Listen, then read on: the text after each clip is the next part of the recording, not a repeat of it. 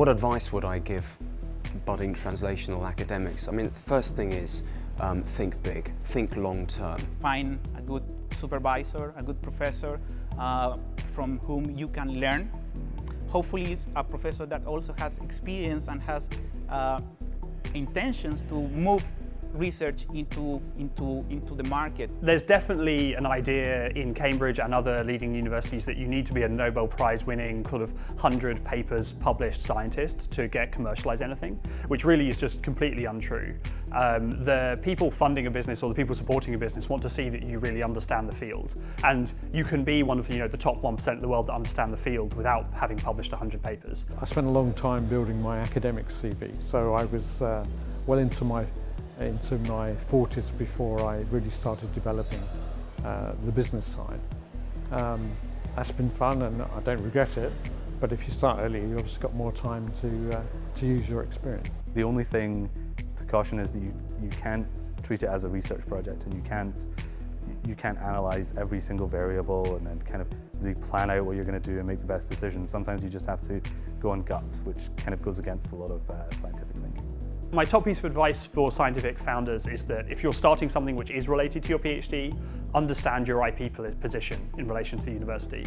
Look at what you own, look at what your funding body might own, because the three players you have to care about are yourself, the people that paid for your work, and the university lab where you did it. Quite often people are quite quick to run out and file patents and then start a company. It's quite difficult to do that because as soon as you file a patent, it's losing money. It's losing money every day and costing you money. If you can, it's best to keep know-how and file as late as possible. I would definitely say to go for it and go speak to investors even before you have a fully formed business plan. Just go early and get an idea if they like the concept. You don't need to have everything perfect when you go in for your pitch. Get out there, explore things, try things, because until you do that, you don't really have an answer for it. All the people can give you advice, but really they don't know the answer. They don't know what's going to happen when you really go and do that. So it's a mix of both. Listen to people, but then go and try things, make mistakes and learn from them. I'd say nearly all my career is a huge succession of mistakes. And there's the one thing you learned is that you can say, okay, well, that was a mistake. Now let's go on and do the next thing and not agonize about it or try to go back and do it again. Try it and fail it. If you fail it, you can go back to what you're doing. You can always go back, but if you never try, you never know if you love it or not.